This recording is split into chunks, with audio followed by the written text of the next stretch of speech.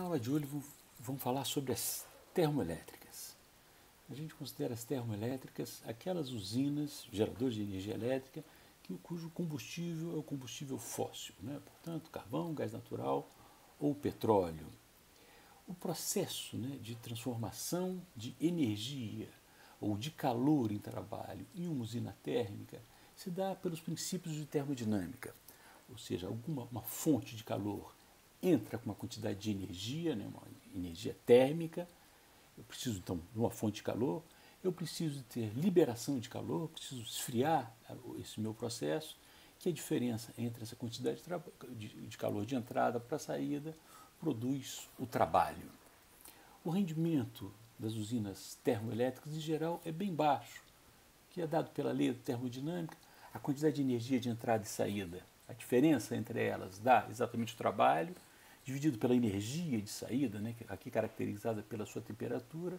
A gente percebe que, mesmo as boas usinas termoelétricas, o rendimento ideal dado pela diferença de temperatura entre a entrada e a saída e a temperatura da saída, em geral é baixo. Então, a gente pode falar de usinas com um rendimento da ordem de 30 a 40%, né? Mas joga-se muito calor fora nesse processo de transformação de calor em trabalho. Eu vou falar de uma forma muito resumida sobre o chamado ciclo termodinâmico. O ciclo termodinâmico é dado por essa sequência, né?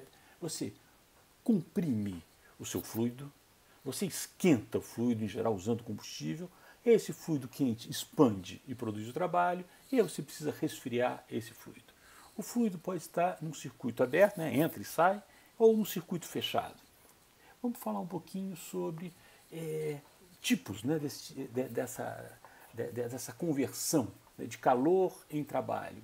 Um exemplo super fácil de visualizar isso é no motor de 4 tempos do nosso carro, que a gente consegue ver exatamente todas aquelas 4 fases.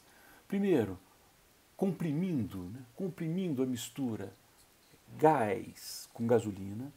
Aí você esquenta a mistura gás através da vela, faz a explosão, esse pistão expande produzindo trabalho. Então você comprimiu, esquentou, expandiu, e aí você resfria jogando fora o ar quente e buscando um novo ar pela válvula de admissão. Então esse comprime, esquenta, expande, esfria, a gente consegue ver no nosso motor. E esse ciclo, os engenheiros mecânicos adoram botar numa curva pressão, volume. E a gente não precisa entender exatamente como funciona essa curva, mas a gente consegue visualizar exatamente o ciclo. Ou seja, comprime, esquenta, expande, esfria. Comprime, esquenta, expande. É isso que acontece nesses processos de conversão de energia térmica em trabalho. Nas nossas usinas, vamos transformar em trabalho, que vai produzir uma rotação, que vai rodar o rotor de um gerador elétrico. Tem o ciclo Otto, tem o Carnot também, que é o ciclo ideal, mas o processo é o mesmo. Comprime, esquenta, expande, esfria e produz trabalho com esse processo. Tem o ciclo diesel também, que comprime, esquenta, expande e esfria, mas o que mais nos interessa é o ciclo Rankine, que exatamente acontece nas nossas turbinas. Observe que é rigorosamente a mesma coisa. Na bomba, você comprime o fluido, na caldeira, você esquenta o fluido, na turbina, você expande e produz o trabalho, e aí você esfria no condensador. Portanto, o mesmo ciclo vai acontecer, né, comprime, esquenta, expande e esfria, certo? Quando eu esfrio, eu jogo o calor fora, quando eu esquento, eu boto o calor, e essa diferença vai ser o trabalho realizado por essa turbina. A gente pode ter vários tipos de turbina, eu não vou falar dos detalhes, até porque eu não conheço profundamente esse assunto, mas elas podem ser a gás, depende muito do fluxo de trabalho, pode ser a vapor, e esse processo, como eu disse, é um processo sempre cíclico. Observe que nesse esqueminha de uma turbina a gás, a gente tem todo o processo. Você entra com ar frio, você comprime, você esquenta, você expande na turbina para produzir o trabalho e você esfria. de forma que todo o processo acontece dentro da turbina. E uma coisa interessante que a gente consegue ver nas figuras, né, que tem essas palhetas, essa câmara de combustão, toda uma tecnologia para produzir esse trabalho. O que me chama a atenção nesse exemplo aqui dessa turbina Siemens é mostrar que, em geral, quando, ao contrário das turbinas hidráulicas que a gente viu nas aulas anteriores, as turbinas térmicas elas têm o eixo horizontal e elas rodam a uma velocidade muito maior que as hidráulicas, o que faz com que os geradores acionados por essas turbinas térmicas são, em geral, geradores de alta velocidade, são geradores de polos lisos, né, com 2 ou no máximo 4 polos. Então, a característica tecnológica da turbina define a característica do meu gerador. Uma informação, então, para que a gente consiga entender esse processo, uma informação muito importante é a quantidade de energia do combustível por unidade de volume ou por unidade de massa. A densidade de energia ou o poder calorífero desse meu combustível é super importante. Se eu for olhar na nossa referência bibliográfica, a gente tem poder calorífico do petróleo, do gás natural, do carvão, dado em BTU por quilo. Não é exatamente a unidade que a gente gosta, porque a gente está querendo trabalhar com megawatt, né? Megawatt-hora, energia que está saindo do gerador. Eu tenho sempre esse processo de conversão e eu tenho muita dificuldade com essas conversões. O que eu faço é sempre, mecanicamente, eu multiplico por 1. Ou seja, eu multiplico 1 BTU dividido por 1,05 kJ, daí eu multiplico por 1 kJ, por isso aí. Eu vou fazendo as transformações, multiplicando as unidades por 1. Eu fazendo essas transformações, a gente obtém essa tabelinha, aonde eu consigo agora transformar a quantidade de tonelada em megawatt-hora, através daqueles fatores de conversão. Esse dado, então, faz assim, se eu souber quantas toneladas eu uso para produzir uma quantidade de energia, eu consigo determinar, por exemplo, qual é o preço. E é esse exemplo que a gente vai fazer.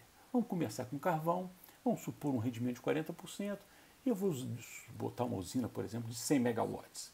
Como é que a gente calcula? Bom, o primeiro ponto é calcular qual é a energia de saída.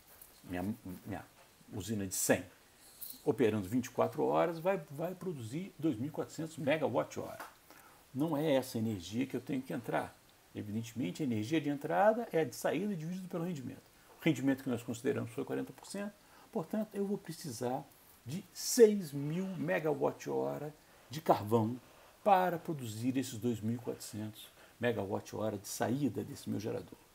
A gente calculou quanto que é o megawatt por tonelada, portanto, pela própria definição do poder calorífico, né, que é a energia de entrada pela massa, eu consigo determinar quanto que vale a quantidade de massa por dia que eu uso numa turbina de carvão, numa usina cujo combustível é o carvão. E aí eu quero saber quanto que custa, né? Quanto que custa o combustível, né, para essa operação. E é interessante que, em geral, é difícil de saber o preço, né? Porque cada local tem um preço, tem preço de importação, tem impostos. Para simplificar, eu vou pegar o valor médio do carvão no mundo no ano de 2019. Olhando na tabelinha da BP, a gente tira uma coisa em torno de $90 por tonelada. Aí eu preciso mais uma vez fazer o processo de conversão. Eu pego o custo do combustível, né? Evidentemente eu tenho que pegar a minha preocupação sempre pela energia, divido o custo por tonelada. Esse cara aqui é o número que eu mostrei na transparência passada. Esse aqui é o poder calorífico. Portanto, o custo do combustível vai ser aquele preço por tonelada dividido pelo rendimento e o poder calorífico, evidentemente dado em megawatt por tonelada. Fazendo essa operação, a gente vê que o custo do combustível carvão é razoavelmente baixo, da ordem de $28 por megawatt-hora. Vamos fazer a mesma coisa para o gás natural. E agora, bom, eu estou supondo o mesmo rendimento, né, para fazer uma coisa comparativa, e o procedimento é rigorosamente mesmo. Está tudo calculado E aí eu consigo calcular que eu preciso de 426 toneladas de gás natural para produzir aqueles 2.400 megawatt-hora. Em geral, a gente não trata gás natural com tonelada. Então, em vez do poder calorífico ser dado em energia por tonelada, ele é dado em energia megajoule por metro cúbico. Fazendo a conta usando esse poder calorífico agora com metro cúbico, a gente observa que o volume que a gente usa de gás natural para aquela mesma usina vai ser um volume de 600 mil metros cúbicos de gás natural por dia. Quero chegar também no valor do preço. Eu faço o mesmo procedimento. Ou seja, pego o gás natural da minha tabela da BP, pego o preço médio do gás natural e observo que o gás natural ele já é dado em unidade de energia, ou seja, dólar por energia. O que eu preciso transformar esse dólar em energia para dólar em megawatt-hora. Como é que a gente faz? Ora, multiplica por 1, né? Eu transformo esse BTU em quilojoule, o quilojoule em megawatt-hora, divido pelo rendimento, né? Porque a entrada é sempre bem maior do que a saída, e aí eu tenho que o custo do combustível do meu gás natural nessa minha usina é alguma coisa em torno de 30 megawatt-hora. E vamos fechar o nosso exemplo usando o petróleo, mantendo o mesmo rendimento e calculando quantas toneladas eu preciso, 456 toneladas. Mais uma vez, não uso tonelada para definir petróleo. Em geral, a gente compra petróleo em barril, portanto, fazendo a conversão da tonelada para barril, eu vou precisar de uns 3.300 barris por dia. E pegando o valor médio do petróleo no mundo na mesma referência, eu consigo calcular o custo do óleo fazendo aquela relação, né? Custo por tonelada, transformando dólar em barril, barril por tonelada, o rendimento e aquela relação de megawatt-hora por tonelada. A gente observa que o valor, né, da energia produzida pelo petróleo é bem maior do que os outros, né? Eu posso resumir esses resultados nessa tabelinha, mostrando que o carvão ainda é muito barato, por isso que ele é muito usado, o gás natural é muito competitivo, a participação na matriz de produção de energia elétrica do petróleo é bem pequena, e esse número, esse grande número, explica, de certa forma, essa redução do uso do petróleo como fonte primária para a produção de energia elétrica. Era isso que eu queria falar sobre as nossas termoelétricas e a gente conversa na próxima. Muito obrigado pela participação.